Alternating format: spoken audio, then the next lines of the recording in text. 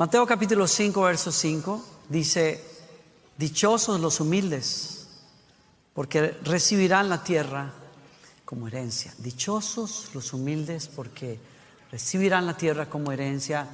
En versiones antiguas, ¿se acuerdan ustedes? Dice: bienaventurados los humildes. Es un pasaje que me escucharán a lo largo de estos 15 años que he estado ya aquí. He hablado de estos pasajes una y otra vez, porque me cautiva el concepto de la humildad, honestamente. Me cautiva. Entonces, no puedo dejar de orbitar alrededor de ese tema y tratar de entenderlo. Cuando una persona, el reto es, cuando uno habla de humildad, es que cuando habla de cualquier cosa, realmente la gente espera que uno tenga un nivel de autoridad para hablar de eso, ¿no? Que tenga un nivel de conocimiento, por lo menos, para hablar de eso. Y ese es quizás el reto más grande que hay cuando uno habla de humildad, porque si les dijera a ustedes, bueno, mi expertise es la humildad, pues sería obvio que carezco de ella, ¿no? Porque realmente nadie se gradúa jamás de humildad. Yo estoy aquí parándome al frente para decirles: soy un estudiante de ese principio. Me fascina, me cautiva, quisiera crecer en esto. Y habiendo dicho eso, para salvar cualquier expectativa falsa que pudiera tener yo o ustedes, lo que me cautiva más de este tema es darme cuenta que muchas personas en el mundo, en la sociedad, piensan en la humildad como un rasgo de debilidad en una persona.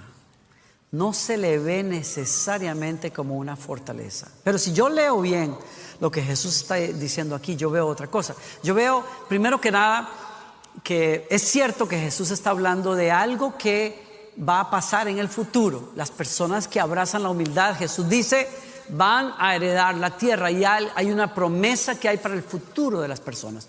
Y esto que acabo de decir es lo que casi siempre un predicador o un cristiano va a enfatizar. Algún día Dios va a premiar, pero yo quiero llamar la atención de ustedes de otra cosa que cuando uno lee esto se va fácilmente, y es el hecho de que la humildad es una fortaleza. La humildad te hace un vaso capaz de conquistar cosas que de otra manera tú no podrías conquistar. La humildad te hace capaz de conquistar tierras. Primero, conquistar tu propio egoísmo, conquistar el orgullo que nos lleva a un desastre en la vida espiritual.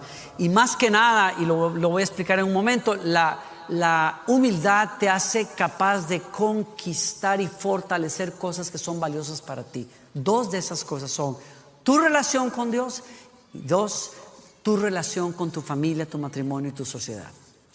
Una persona humilde hereda cosas, conquista cosas, recibe cosas. Una amistad más fuerte con Dios y dos, una relación más fuerte con aquellas personas que son importantes en su vida, con su equipo, su compañía, su familia, su iglesia. Es el caso. Seres humildes son seres fuertes. De eso les quiero hablar hoy. Seres humildes son seres fuertes porque se conectan con Dios y cambian. Si hay una persona que va a poder conectarse con Dios, es una persona que sabe tomar una relación, una postura correcta delante de Dios, que le permite acceder a la bondad, al favor de Dios en su vida. Así lo dijo un pastor hace muchísimos años, Andrew Murray, un librito pequeño que les recomiendo a todos ustedes que lean. Es un clásico cristiano, se llama Humildad, por cierto. Fácil de leer, sencillo, pequeño. Quizás hasta no lo consigas ya en librerías, hay que buscarlo por ahí en alguna usado, qué sé yo. Humildad. Él dice: solo la humildad te enseña a tomar la postura correcta delante de Dios, en donde reconoces que eres nada y que Él es todo. Él es tu Dios. Y tiene mucho sentido, porque ¿cómo un Dios que es todo podría habitar una vasija que se cree algo? No los oigo acá. Este señor lo explica muy bien. La gracia de Dios, dice él, es como el agua, llena recipientes vacíos.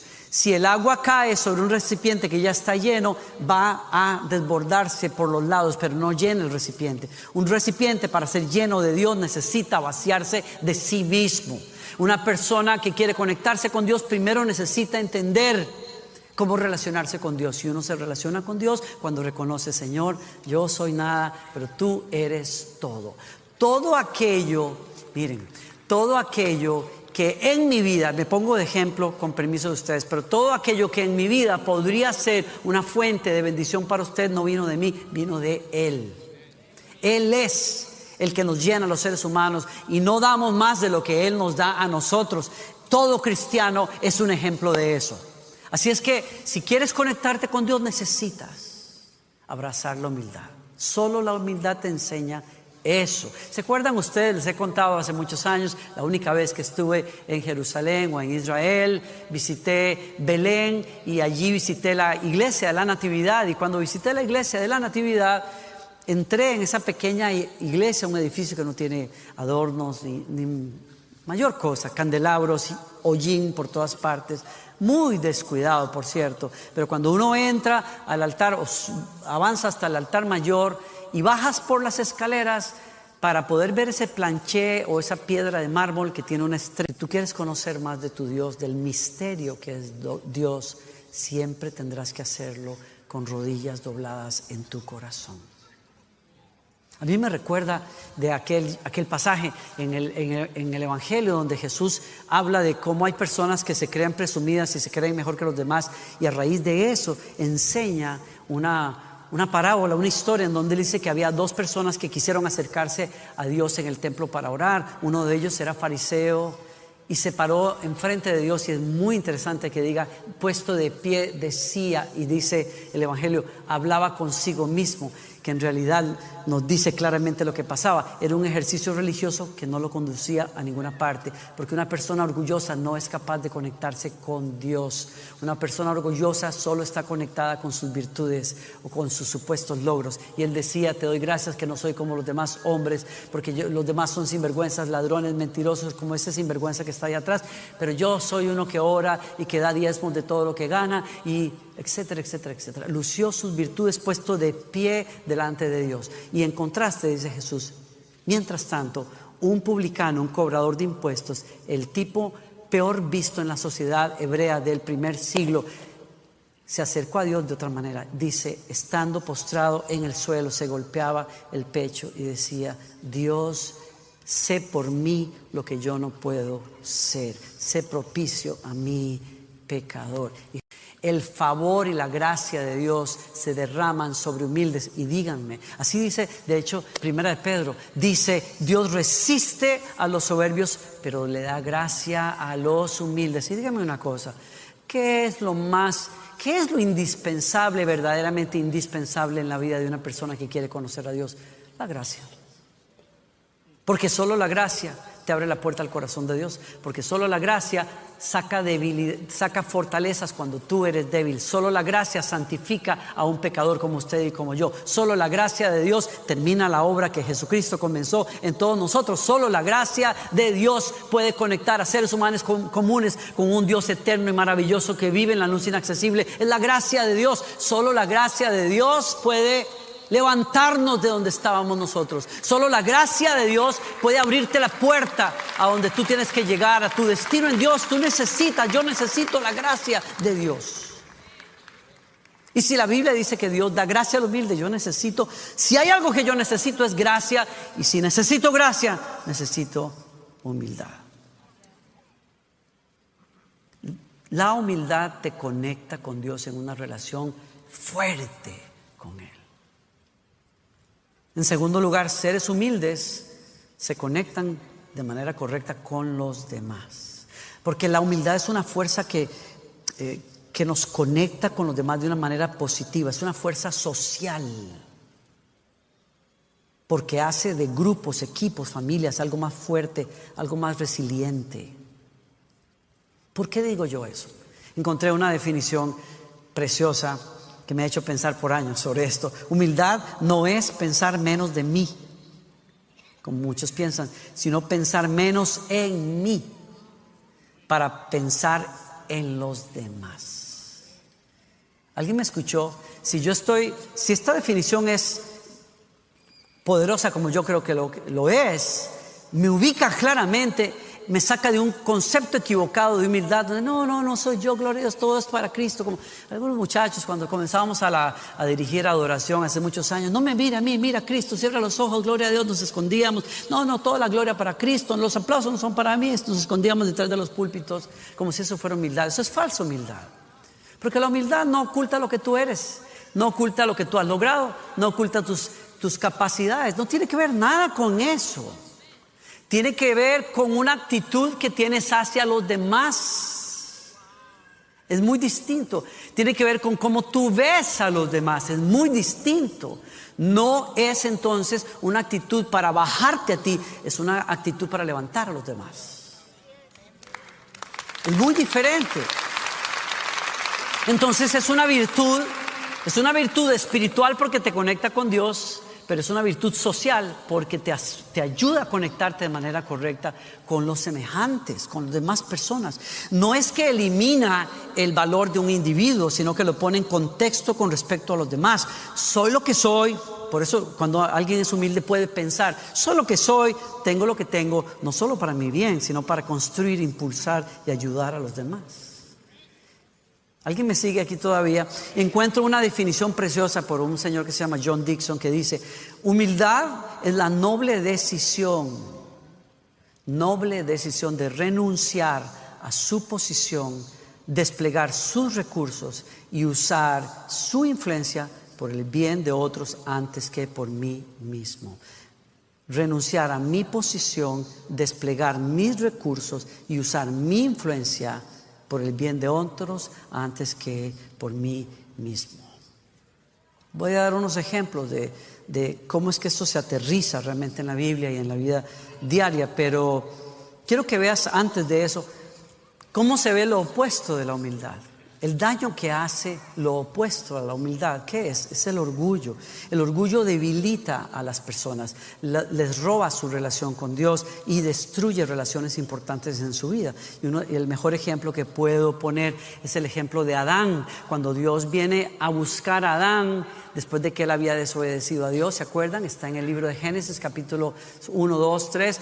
Cuando Dios viene a buscar a Adán, que muchas personas quizás, no sé si te pasó a ti, pero cuando yo leí esa historia alguna vez jovencito dije, wow, se lo cacharon, lo agarraron, ahí te va, o sea, viene el Señor con el fuete en la mano y nada le va a pasar al pobre Adán, pero la Biblia no dice nada de eso. La Biblia simplemente dice que Dios le dijo, ¿dónde estabas, Adán? Te estoy buscando. Yo creo con todo el corazón que Dios buscaba a Adán para restaurarlo. Y por eso él pregunta, ¿dónde estabas? No, es que te escuché en medio del jardín y me escondí porque estaba desnudo. Y ahí es donde Dios le dice, ¿y quién te enseñó que estabas desnudo? ¿Fue que comiste del árbol que yo te prohibí que comieras? Y él responde, pues ¿para qué le digo que no? Sí. Versión mexicana. Y miren la respuesta de Adán. Presten atención a esto.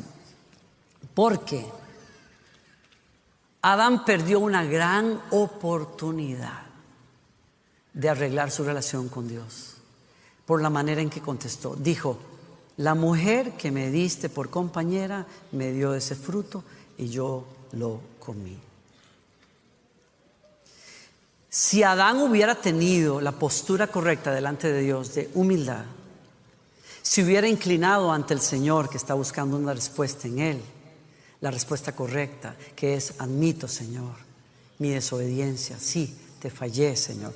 Pero no hizo eso porque no tenía ya en él la humildad presente que tuvo cuando recién fue creado por Dios. Tenía orgullo, había abrazado el corazón de Satanás, que es el orgullo, y entonces se defiende. ¿Cómo se defiende? Pone justificaciones. A los de nosotros que somos líderes, las alertas rojas se levantan cuando estamos tratando con una persona que está necesitando ayuda. Se levantan todas las alertas cuando uno se acerca para cuestionar y preguntar, tratar de encontrar soluciones, y lo que sale por todas partes es la mujer que me diste, el esposo que me diste, es que la iglesia, es que el grupo, es que el equipo, es que el pastor, no sé. Ponle tú la justificación que quieras. Todo menos asumir la responsabilidad de lo que está pasando con tu vida. Ese es el síndrome de Adán en la vida de una persona. No lo hizo, no pidió perdón, no buscó restauración. Humildemente, ¿qué hizo? Acusó a Dios, le dijo: la mujer que tú me diste. ¿Habían visto eso? Aquí el que está en problemas era Dios. Porque a ti, ¿a qué hora se te ocurrió? ¿A qué hora yo te pedí? Esta mujer que por curiosa se comió la manzana. ¿Quién la manda? ¿Quién la mete a ella a estar hablando con un desconocido? ¿Por qué no me llamó a mí? Etcétera, etcétera, etcétera. La vieja es la que tiene la culpa aquí. ¿Y por qué? Porque tú fuiste el que me la escogió. Tú fuiste el que me la dio. El que tiene un problema aquí eres tú. Tienes que tener un poquito más de discernimiento, Señor. Yo necesitaba una mujer más callada. Yo necesitaba una mujer más así o más asá. Yo necesitaba otro tipo de persona, pero no esta. Te equivocaste conmigo, Señor. No asumió la responsabilidad que un hombre tiene que asumir por los retos de su hogar. Los niños se justifican, los hombres asumimos responsabilidades.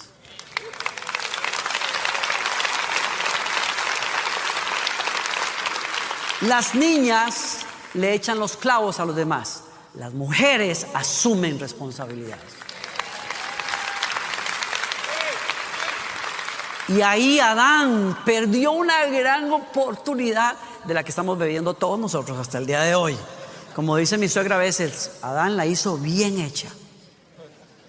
Cuando uno tiene que estar limpiando y trabajando y cocinando, ella siempre dice, termina de hacer algo y dice, no, la hicieron bien hecha.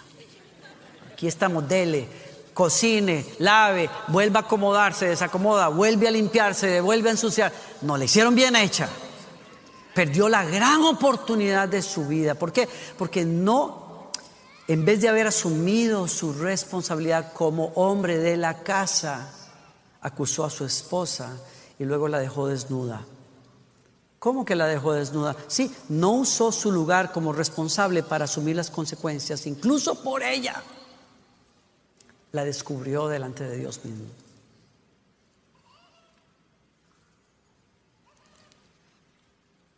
Porque el orgullo te aleja de Dios y te aleja de los demás. Y el orgullo repele a Dios y repele a los demás. Yo no entiendo ni sé cómo habrá hecho Eva después de esa para haberse juntado con Adán otra vez. No entiendo qué le pasó a Eva. O sea, después de la metida de patas que se dio a Adán, yo que ella lo hubiera mandado a la China, si existía en ese momento, diciéndole, mi hijo, ¿de dónde estás? ¿Y? Porque seres humildes se redimen a los demás. Seres humildes redimen, levantan a los demás. Un ejemplo que les traigo, Moisés dice la Biblia que es el hombre más humilde sobre la faz de la tierra en su momento. Así lo define la Biblia. Pero sus dos hermanos vinieron a cuestionar su autoridad y sus procedimientos.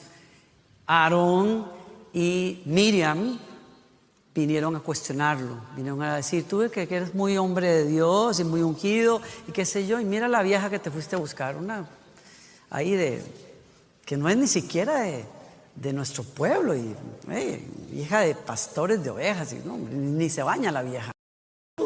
Tú qué gusto el tuyo, tenías que buscarte una. ¿Qué te pasó, Moisés? Y que eso que muy hombre de Dios que eres, pues déjanos decirte una cosa bien clara. A Aarón y a mí, María, también Dios nos habla igual que a ti. Fíjate, Tú que eres el único que... No, Dios nos habla a nosotros también y nos usa también a nosotros y el pueblo de Dios lo reconoce. Nosotros somos tan iguales como tú. Y cuando Moisés oye aquello, en vez de entrar en que te digo que me dices, que no sé qué, se tira al piso. Porque sabe, porque es humilde. Una persona humilde no se ofende fácilmente cuando los demás ponen en tela de duda quién es y qué hace o qué puede lograr. Una persona humilde difiere la ofensa hacia aquel que puede defender, aquel que sabe quién es. Se tira al piso. Un hombre humilde no se ofende fácilmente, se tira al piso. Y yo creo que le pidió a Dios: ten misericordia, porque este par de no saben en lo que se están metiendo. Y mientras él está haciendo eso y ellos dos se... La nube de la gloria de Dios descendió sobre la tienda y la voz de Dios vino. Y cuando se apartó el Señor de esa conversación de chismosos y de rebeldes, María estaba llena de lepra de pies a cabeza. No hubo más discusión. Hubo una marca de Dios sobre la vida de esta mujer. Y por una semana tuvo que estar fuera. Y la orden de Dios fue: ven y que Moisés te bendiga para que quedes limpia. Y así fue. Y en toda esta historia, que fue tremenda, no tenemos tiempo para entrar en los detalles, pero el Señor les dice a ellos dos que les quede claro que a los demás les hablo con visiones, pero a mi siervo Moisés le hablo cara a cara, porque a mí me da la gana. Aquí el que escoge a quién usar y cómo usarlo no es ninguno de ustedes. Soy yo el que escojo. Esa no es la lección de lecciones ahí. Para mí la lección es el tipo que Moisés se queda callado, pudiendo hacer algo al respecto. ¿Alguien me sigue acá? Un ser humano humilde no necesita recordarles a otros quién es y cuántos títulos tiene y cuántos logros tiene y de qué maneras Dios lo usa, porque no lo necesita. No es necesario. Usted sabe quién es y punto.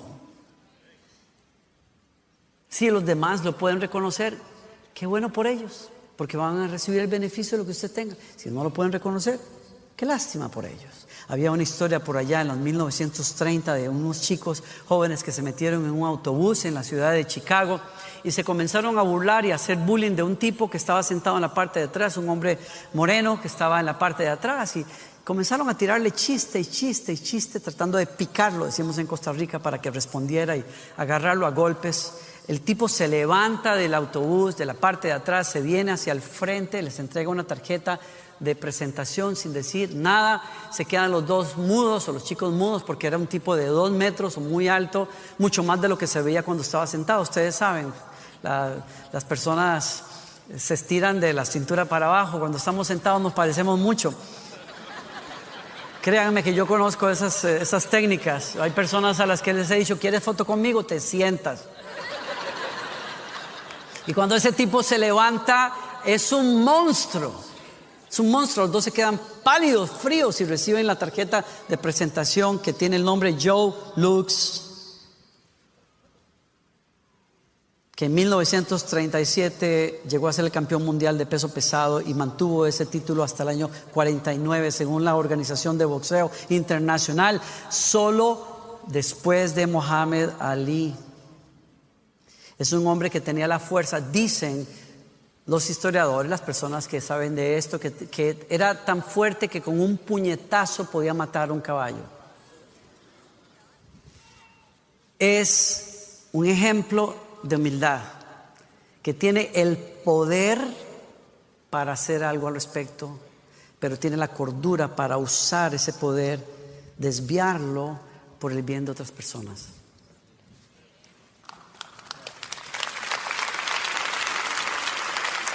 Y termino acá. Un ser humilde es un ser que puede servir a los demás. ¿Por qué? Porque la humildad es una actitud que dirige cómo trato a los demás. Y va más allá de una actitud, es una acción.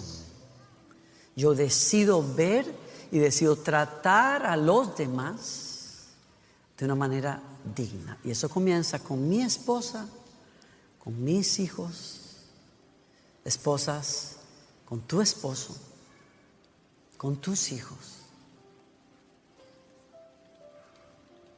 y con el resto de la sociedad. Y mi mejor ejemplo es Jesucristo. Por eso Pablo dice, y usa una paráfrasis, es decir, no es una traducción exacta.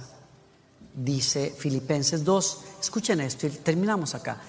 Piensen de ustedes de la misma manera que Cristo Jesús pensó de sí. Él tenía el mismo estatus con Dios, pero no pensó tanto en Él como para aferrarse a toda costa a esas ventajas. De ninguna manera. Cuando vino el tiempo, dejó de lado los privilegios de la deidad y tomó el estatus de un esclavo, se hizo un ser humano. Y una vez hecho ser humano, permaneció como tal. Fue un proceso increíblemente humillante. Nunca reclamó privilegios especiales. En cambio, vivió una vida sin egoísmo y obediente hasta la muerte y la peor de todas, una crucifixión. Y ese es nuestro ejemplo. Yo escucho personas de corte humanista que solo creen en el poder del ser humano, hablando de la humildad hoy y llenándose la boca diciendo que la humildad es una virtud humana. No, señores. La humildad es una virtud eminentemente cristiana. El que cambió el concepto de lo que era humildad, que en el Imperio Romano era un rasgo de debilidad, en un rasgo de fortaleza, se llama Jesucristo. Porque el que tenía el poder, el título y el poder para muchas cosas, cuando estuvo entre nosotros, nos lavó los pies y se entregó una cruz por nosotros. Por eso digo yo, solo una persona realmente humilde puede servir a los demás, porque hay personas que miden el tamaño y el color y el estatus y la educación de otro para ver si yo me digno a servirle. Pero cuando hay alguien que es como Cristo, puede usar lo que sea que tenga para lavarle los pies a uno que parece más pequeño, pero porque lo veo como Cristo lo miraría, lo sirvo igual.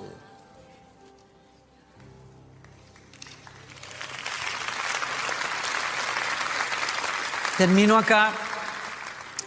Por eso Pablo dice en la primera parte de ese capítulo 2 de Filipenses, si es que han sacado algún provecho de seguir a Cristo, si es que su amor ha hecho alguna diferencia en sus vidas, si es que para ustedes significa realmente algo ser parte de una comunidad cristiana, si tienen corazón, si realmente les importa, háganme un favor, pónganse de acuerdo. Si les importa, háganme un favor, ámense, sean profundos amigos espirituales. No traten de llegar arriba a codazos, no se ganen el puesto con cuentos, más bien háganse a un lado y ayuden a otros para que avancen.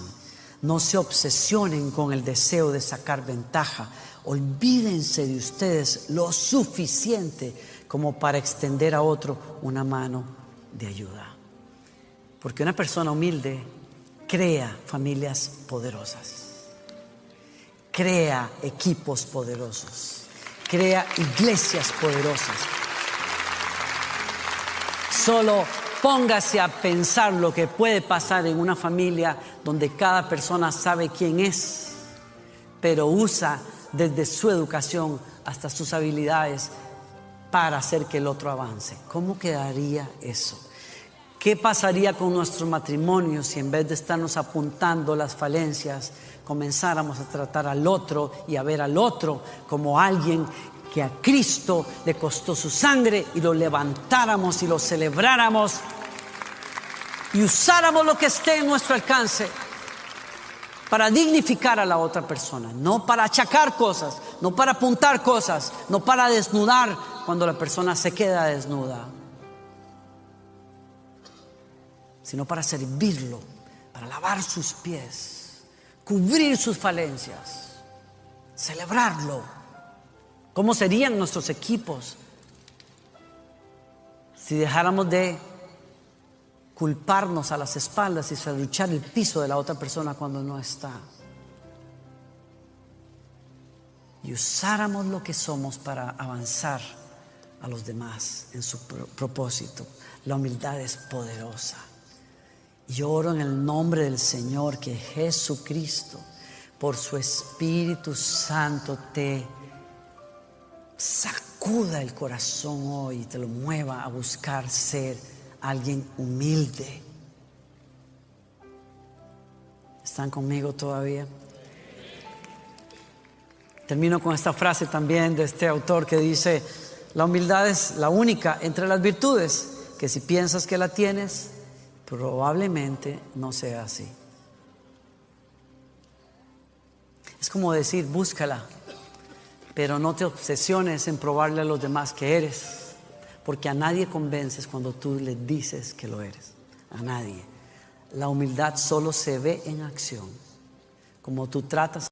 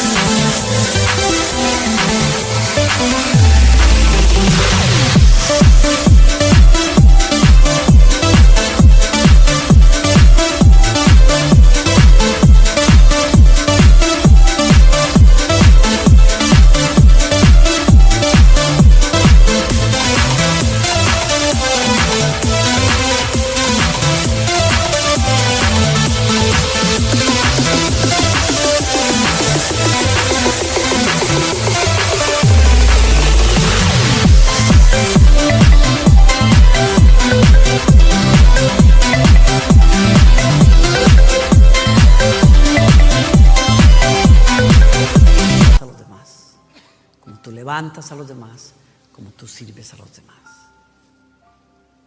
¿Alguien recibe esa palabra hoy?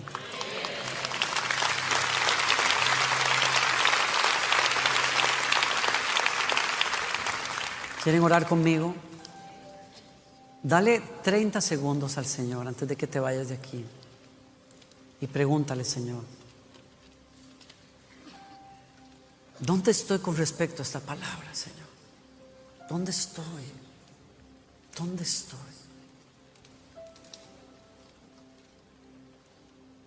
Y dile dónde estás: Señor, yo me abro a tu Espíritu Santo hoy.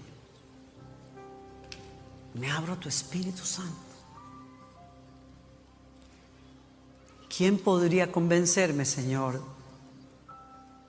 ¿Quién podría?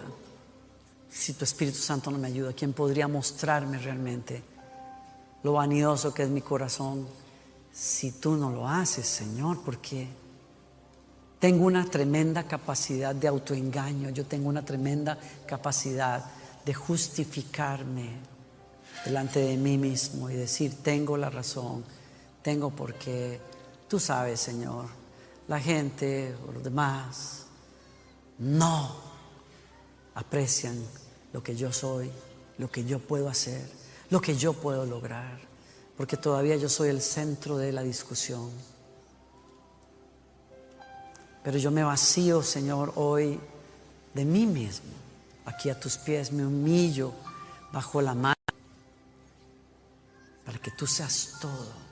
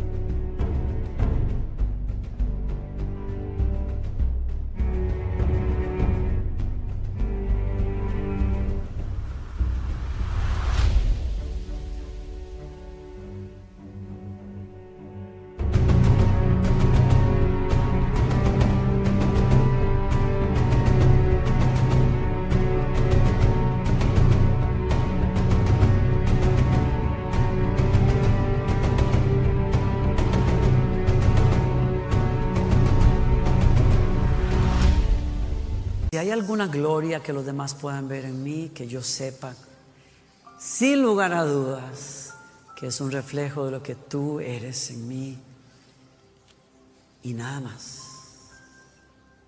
Ayúdame, Señor, en situaciones donde yo quiero recordarle a los demás quién soy y qué puedo hacer y qué he logrado. Y quiero recordarle a los demás mi currículum, mi pedigrí. Que cuando quiero recordarle a mis hijos que tienen que hacer caso porque yo soy la autoridad. O a mi esposa porque yo soy la cabeza.